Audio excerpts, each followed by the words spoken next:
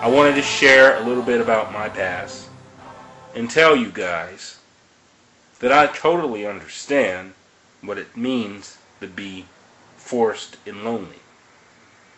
So I want to talk to you about it, and I want to share a little bit about how I used to live, what I used to be, and who I am now.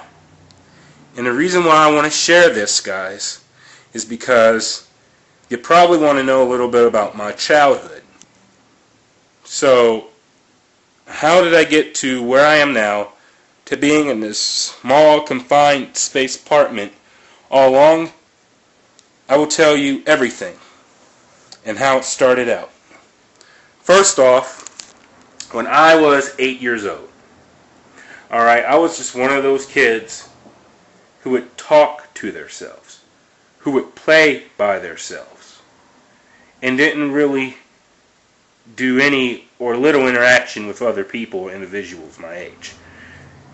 And not including or limited to my mom, my brother, and a few other people.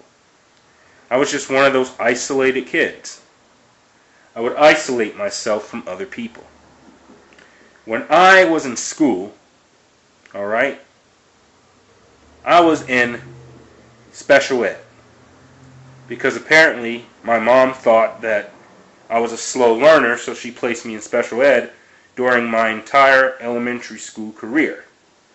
While I was there, I was even more socially conditioned to feel that it was okay to talk to myself. It was okay to be isolated, because half the people in those classes that I was in were individuals who didn't know how to communicate with people. Now, the only exception that was for me was my teachers didn't allow me to eat with the special ed class. What they would do is place me in a mainstream class to eat for lunch. They thought that would be an enriching way to learn how to communicate with other people. And in a way it did work, but in another way it didn't work. The reason why, because I would just listen into what people were talking about. I would never jump in a conversation. I was too scared to jump into a conversation. There was this one girl that I liked in that one class, mainstream class, that I would only eat lunch with. And that girl was a girl who would sit down by herself and eat lunch.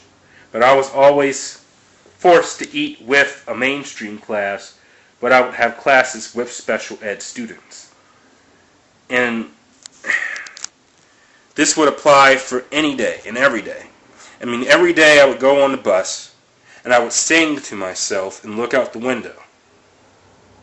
I was isolating myself, practically. And it wasn't until my mom passed away that I started to learn that being social has big benefits and less trade-offs. And actually, when I moved up here in Pittsburgh 10 years ago, I was registered to a high school, a middle school. And my concept of thinking was different back then.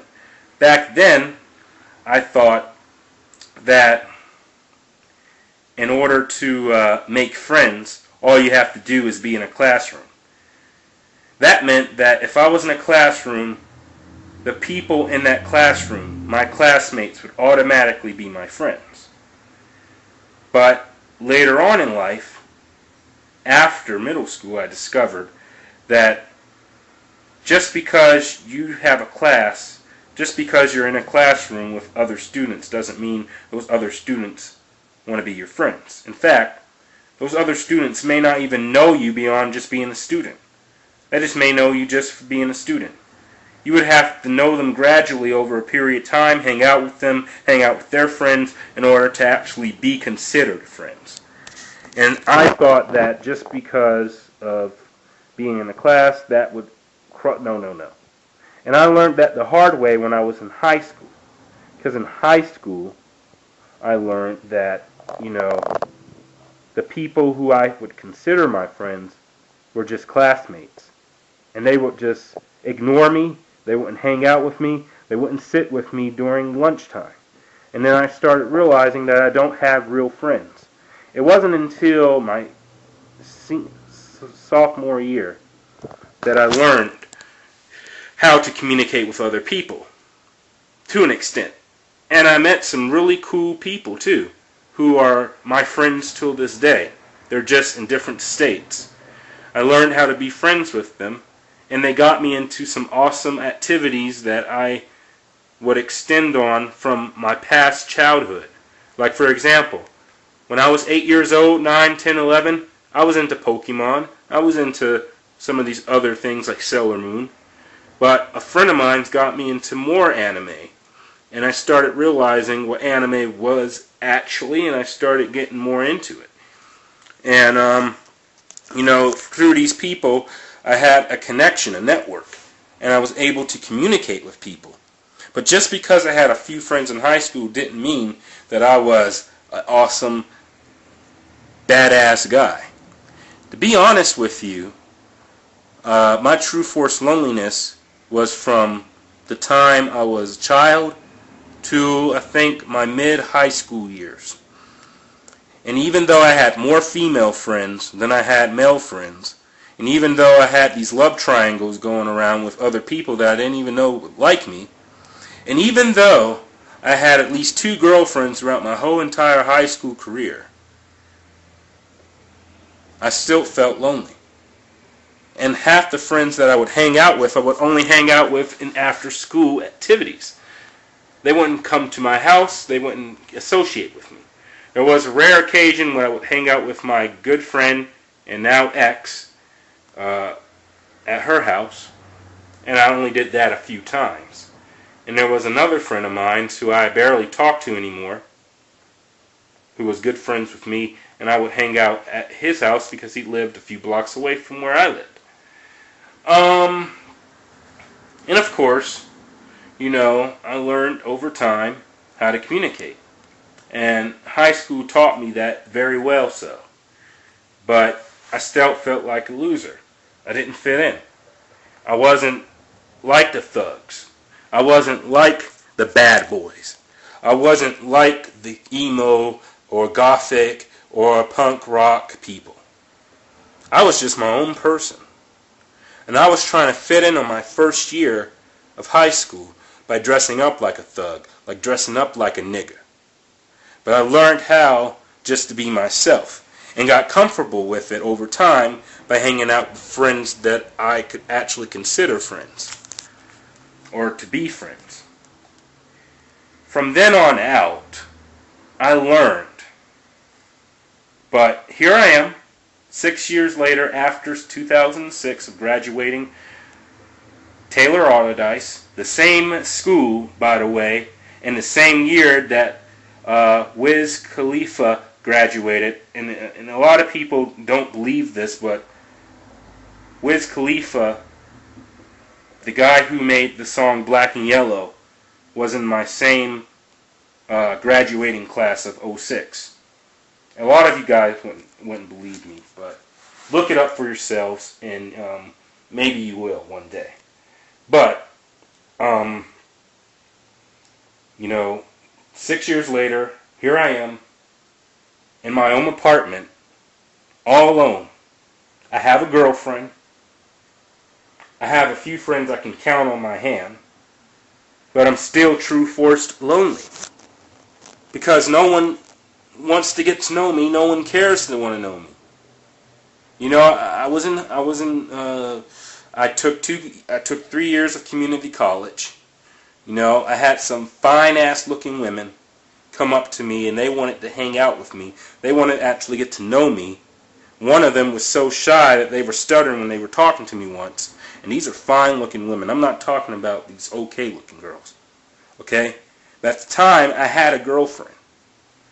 So I know what it's kind of like. I had a bit took a piece of what it's like to be popular, what it's like to be the majority, what it's like to be the one that everyone wants to hang out with. I know what that's like to some extent, but I don't know what it's like because I haven't lived it every day. And I'm not a badass. I'm not cool. To YouTube, I'm a badass kid named Cairo-san.